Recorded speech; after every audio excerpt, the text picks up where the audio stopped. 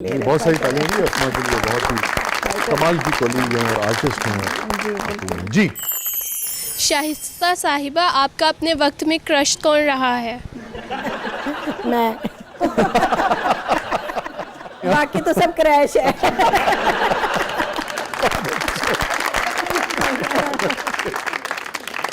कौन सा ऐसा काम है टेलीविज़न का या थिएटर का जो आप सोचती हो कि काश ये मैंने न किया होता ड्रामा?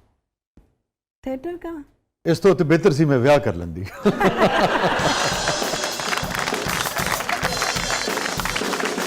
हाँ, एक दो प्रोजेक्ट ऐसे होते हैं जैसे उनमें दिल नहीं कर रहा होता कि आप काम करें, तो लेकिन करना है, पैसे हैं चाहिए, अब ज़रूरत है। मैंने अब छोड़ें, बस पैसे बताएं कितने देने हैं, काम कराओ, जो कैरेक्टर माँ बनाना माँ बनाओ, जो मर्जी करो। कभी ऐसा हुआ कि ये अब बाज़-औक़ात ये बहुत सारे फनकार गिला करते हैं, कभी पैसे वैसे कुछ खा पी जाते हैं, सब नहीं कभी कभार, तो आपके साथ कभी ऐसा हुआ? तो आप तो इतनी शाय है, आप तो कहती भी नहीं होंगी। बड़े लोगों ने खाए हैं, लेकिन मेरे ज़्यादातर लाहौर में खाए हैं सबने। मैं कराची में किसी ने नहीं, इसीलिए आपने कहा मैं तेरा शहर छोड़ जाऊंगी। छोड़ जाऊंगी। लाहौर में वाकई माशाल्लाह साढ़े शेर दे बच्चे उन्होंने अल-एलानिया खाते हैं। नाज़रीन कहीं नहीं जाइएगा, थोड़े वक्त के बाद वापस आते हैं प्रोग्राम के अगले मरहले में। आपके लिए बहुत कुछ है, हमारे साथ मौजूद है, बहुत सारी यादों, बहुत सारी बातों और बहुत सारे कर्जे के साथ जो लोगों ने आप देख रहे हैं। अल्लाह माफ़ करे सबको। वेलकम बैक नाज़रीन। ज़बरदस्त में एक बार फिर खुशामदीद। और शाइस्ता साहिबा, हमारा सेगमेंट है कैथारसिस। कैथारसिस की गिल्ट।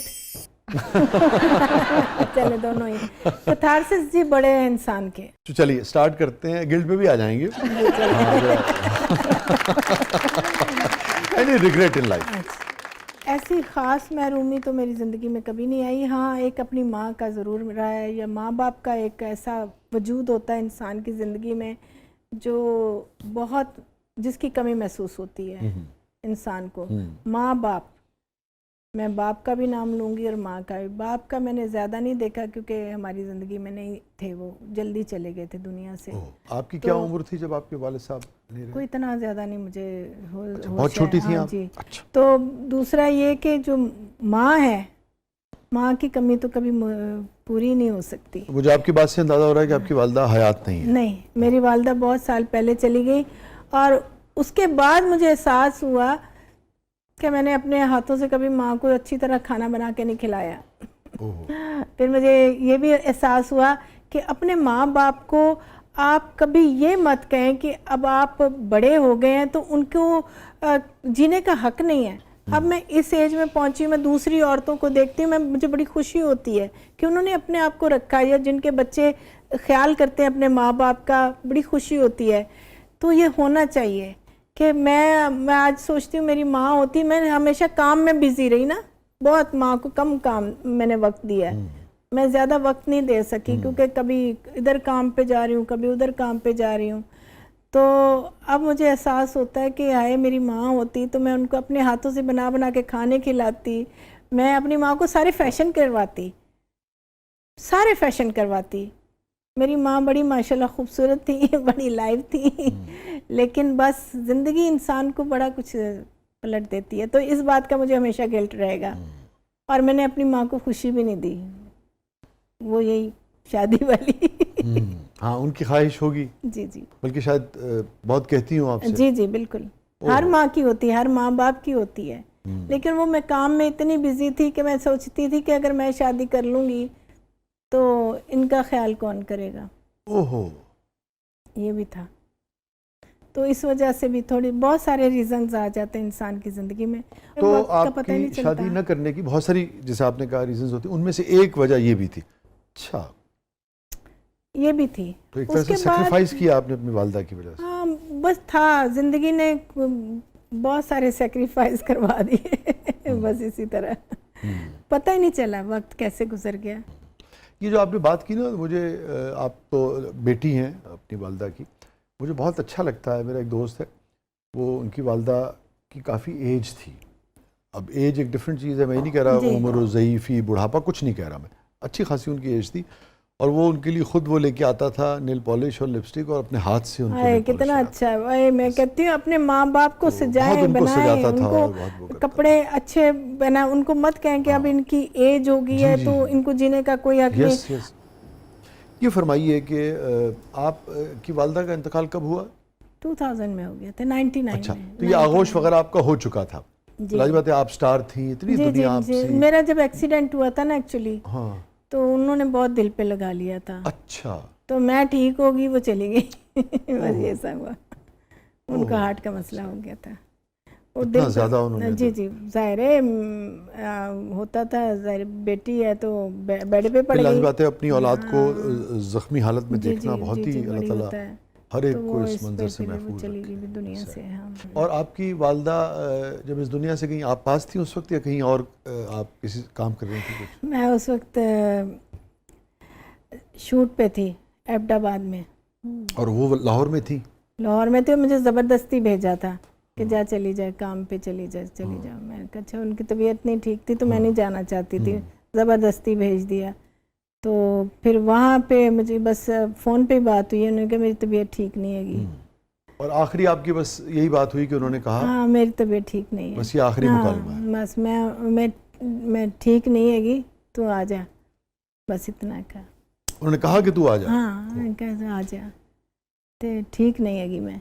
तो मैं क्या अच्छा चलो, मैंने उनको कहा, उन्होंने कहा, कहते हैं अच्छा ठीक है, हम ना एक आपको कल परसों तक भेज देंगे। फिर थोड़ी देर बाद 2-3 घंटे बाद कहते हैं जाएं आप। और फिर मैं रात को जब पहुंची यहाँ पे तो फिर वो जा चुकी थी, ऐसा हुआ। अल्लाह ताला आपकी वालदा को जो तो फिरदौस में आला मुकाम अता फरमाए, आपको सब्र जमील अता फरमाए, उनके दर्जात बुलंद फरमाए, आमीन। मैं अगर आपसे ये पूछूं कि उसके बाद भी इतनी आपकी अचीवमेंट्स हुई और इस बीमारी से आप निकल आई, इस हादसे से, मगर बहरहाल उसके कुछ असरात तो रहते हैं ना, उसका खौफ भी रहता है, उसकी तकलीफ भी कुछ अरसे तक रहती है। मैं भूल जाती हूँ। हाँ। ये जो उसका सबसे ज़्यादा फ़ायदा मुझे ये हुआ कि मुझे कल की बात याद नहीं रहती।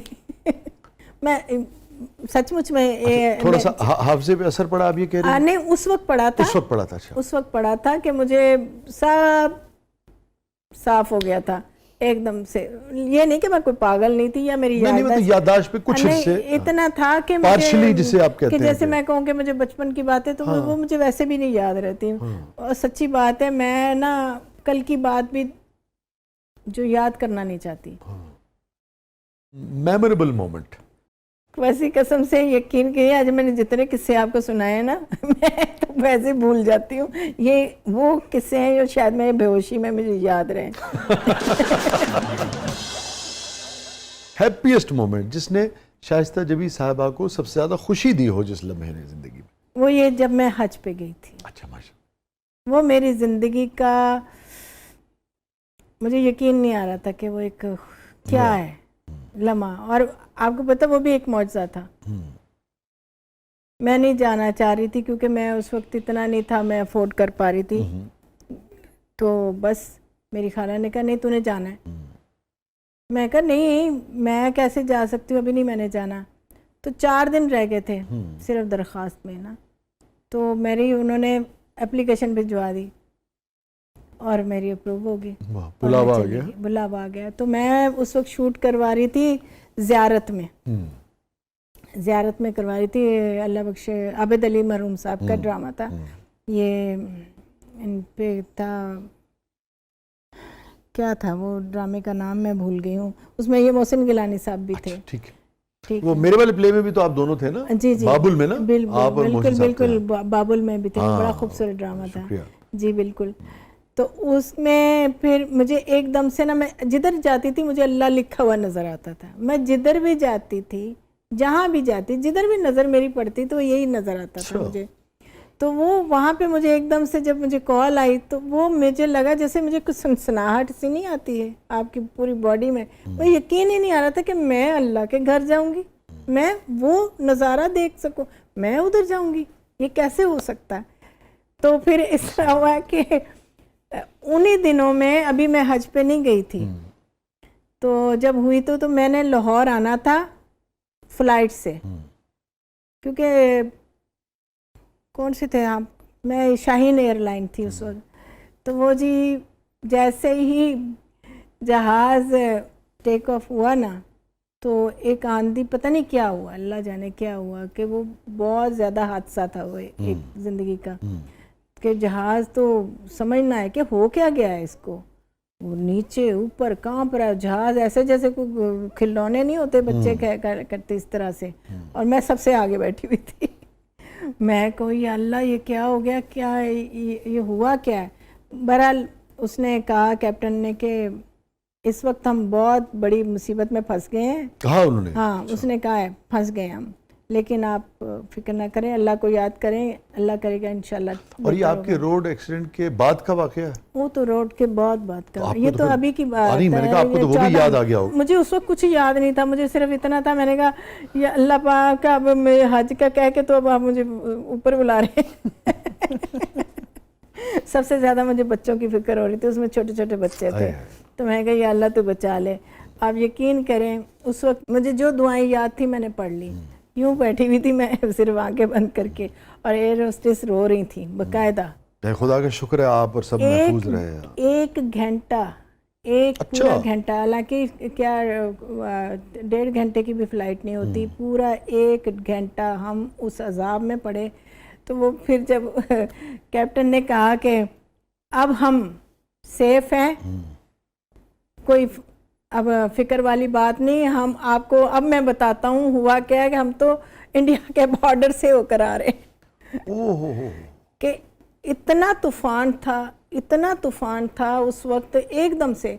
मैं कहती हूँ ये वो तो उन लोगों का भी कसूर है ना जिन्होंने जहाज़ को इजाज़त दे दी, भी ऐसे मौके पे आप क्यों इजाज़त दे रहे हैं उसको। बहरहाल आप 2 मरतबा एक तरह से मौत के बड़ी दफ़ा ऐसे चस्के तो बड़े आए। अल्लाह ताला आपको हमेशा महफूज रखे। हर दफ़ा अल्लाह पाक ने बताया कि मैं हूँ। अल्लाह ताला आपको हमेशा महफूज रखे।